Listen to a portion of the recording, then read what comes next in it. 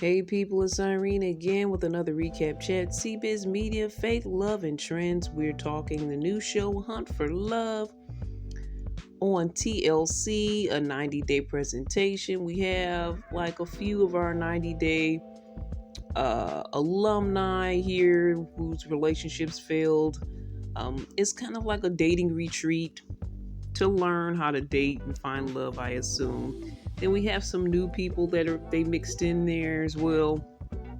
They're all very much beautiful people, but some feel a little less beautiful than others. To me, this show is giving me Love Island, the TLC version. What do you guys think?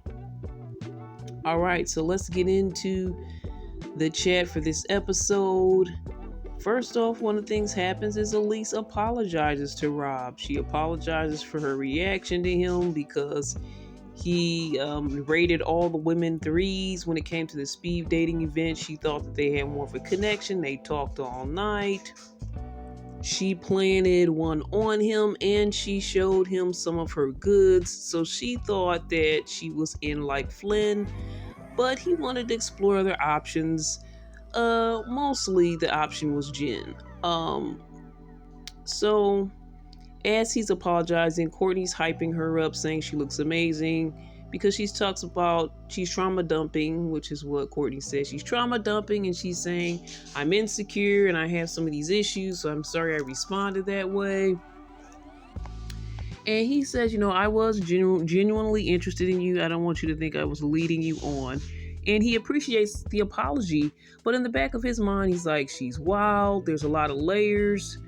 He doesn't know really what to believe or what to expect from her. And he's right.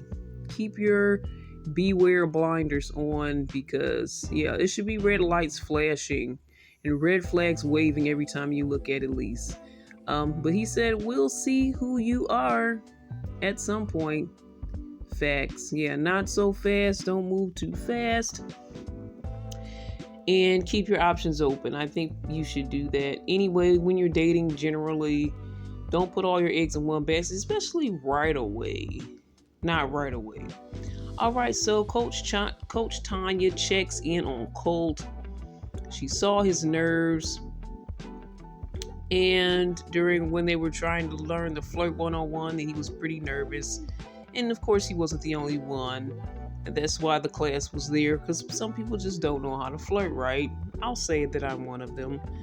But anyway, she realizes that Colt is not stereotypically not like the other singles.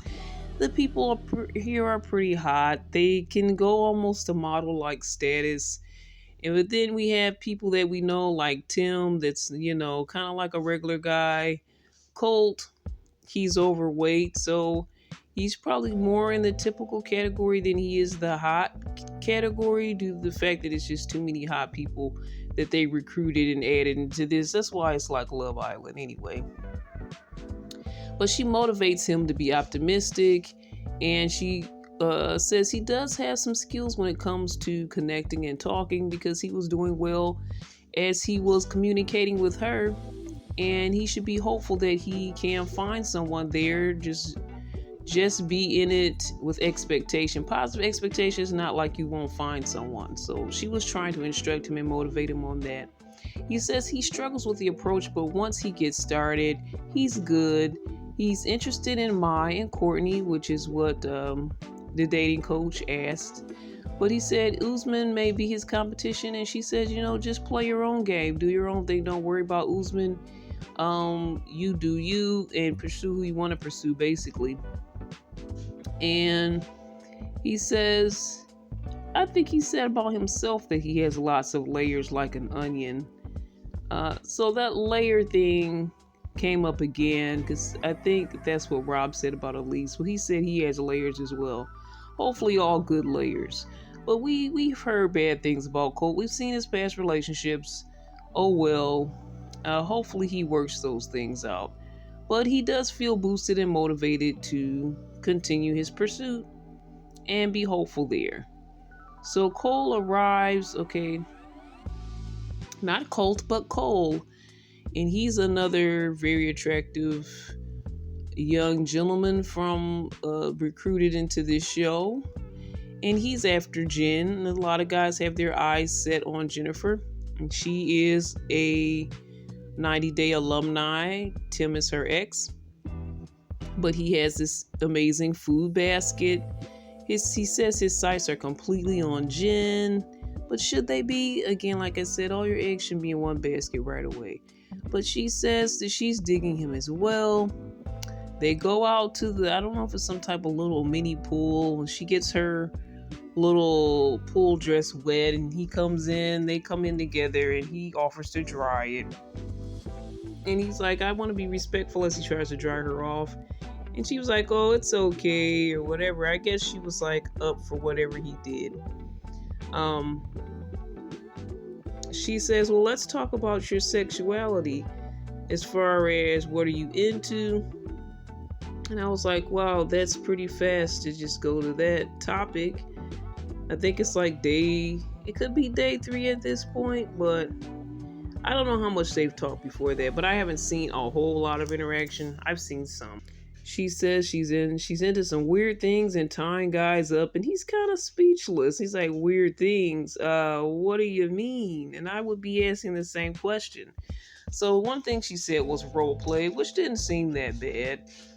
And he says he likes to do things outside of the bedroom. I wasn't sure where he was going with that until I watched the between the sheets Hunt for Love special that comes on after that new show. So I do recommend Hunt for Love. I think it's kind of a fun watch. But anyway, he says he likes to do things outside the bedroom, like in nature. Like he likes to do things outside. I don't know. I know people say they've done stuff on the beach. I don't know, like, how much outside stuff do you want to do, but that's what he said he was into. And she says she likes him. He's respectful, but is he too respectful for her? She says don't take too long to make your moves. She wants to see some moves being made on her. So their next activity is to go to Tulum to a nightclub. And Courtney says the club is her natural habitat. She's ready to go. And she also plans to tell Tim the thing that Jennifer said about him previously. So they're all on the party bus, getting ready to go to the club in Tulum. Tim's like he has dance fever. Let's cut a rug. He's wearing his thigh-high boots. And Tiffany's kind of making fun of his whole old man vibe. Yeah. Elise is on the bus and she's asking Usman's advice. Why are you asking Usman's advice about Rob? I guess because they're supposed to be tight, I guess. But she says, she's asking his advice. And then they kind of pinky swear and kiss their pinkies. And say, we're going to go after who we want. And she wants Rob and he wants Courtney. So that's what they're going to do. I'm not fully sure what his advice was, but I wouldn't ask Usman for advice. Anyway, Tim started talking about how horrible it was with Jen and how when he was in her country, she had him eating ants and stuff. And he was talking about how the ants have big backsides, small bodies and big backsides. And Tiffany was like, sounds like Latinas. So they're going to the club. And Tim says he doesn't drink, he doesn't dance. So it makes me think of that old lady song. I think his name was Adam Ant, actually. Don't drink, don't smoke, what do you do? The club doesn't seem like the scene for you, my friend. Joe and Chantel, they're on the bus. He sits with her. She starts talking about being an aesthetic nurse and enlargements for male parts. And he brags and says, I don't have to worry about that. And I think Courtney was saying some men have a micro private area. And I think he high fives one of the other guys, say, yeah, I don't have to worry about that. But Chantel is like, I can do consultations for you and all of that. Because Chantel's been on that sales tip. I know some people were saying, why did she say Joe needed Botox? He's like a 25-year-old kid. Like, he needs no Botox.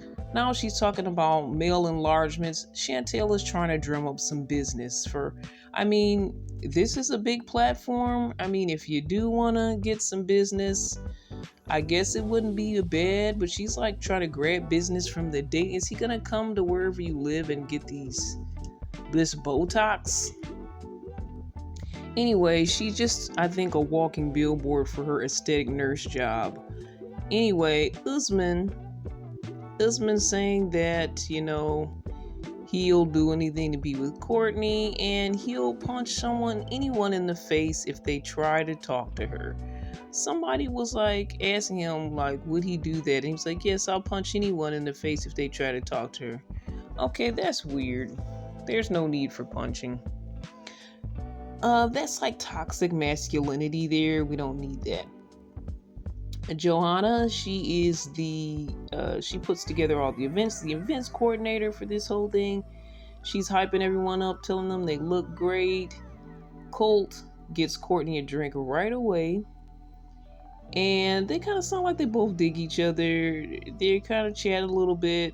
And he gets her a drink right away. So he's already ready to do this. I'm proud of him. I know he's a little bit offbeat and he may seem like a little bit of a mess, but we all have our own insecurities that we have to get over and get through, and hopefully at some point we can grow and be better people. Chantel tries taking Tiffany's man, the guy that she was talking to before. She's like, oh, that's your guy. She's like, hey, let's do shots, guys. And then she's like, oh, you're already with Tiffany. I don't know. I already feel like Chantel was kind of drunk at that point. Then she decides to go help Cole. But before that, I'm not Cole, but Colt. Jen and Cole, they're dropping it low on the dance floor. Colt is doing a crazy odd dance in the corner. I need to get a clip of that. Tim is like, he's sweating himself out. Why is he even wearing a sweater? And again, Chantel comes to save the day. She's the hero. To me, I feel like Chantel's trying to be everyone's best friend while she tries to sell them Botox and enlargements at the same time. Anyway, she saves the day and dances with him and shows him to do the cha-cha. They're showing like a backside shot of her. Like, come on, guys, really? I guess this is what sells. We know. She says Cole is nerdy but sweet. He tries to do a dip. She say, try to do a dip, and he looks like he's gonna flip her around. She's like, ouch, that's okay, forget it. And she tells him kind of slow down. And then they kind of they did a slow dance, and then they did like a dance where they were just dancing in front of each other, and he kind of slowed down a bit. You don't have to do too much to dance. Like, Cole was like really doing some type of a strange workout. I don't know what he was doing, but I think that was nice of her. Jen and Rob, they flirt a bit. Then Rocky does his handstand. So Jen and Rob have a little time together while Cole is not around. Then after Rocky does his handstand and showboats, you know how men do their little alpha male things. Tiffany is into it. She's feeling the alpha male. She's looking back at him now, thinking she may try to revisit connecting with him, because she's with the other guy now whose name escapes me. But she said, I feel like a bad girl. I'm keeping the doors open, though, because that's really what you're supposed to be doing on this trip. Again, don't just stick to that one person. Explore your options. I think it's the best idea. That's what the whole show's for. Again, some people get scared. The one person that likes them, they just attach to them so they won't feel rejected. But we gotta get rejected in order to get what we want at the end of the day, I think. Cole comes through as Rob is talking with Jen, his dream girl. And he kind of like separates them in a way, and Rob is pretty upset about it. And then Cole asks her, how do you know Rob? She said, oh, I just met him here. No, you didn't. You just lied. He was in the hot tub meeting with you as well. You even talked to him before that. So she's really trying to make Cole feel some type of way. Really, just be honest.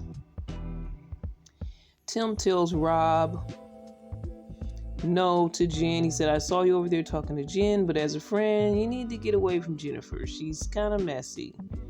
Then Elise comes through. She's getting jealous because she saw him talking to Jen, and he said some things. He said he was into her, and has to kind of break this up because her whole plan, her and Usman, was to go after the ones they wanted.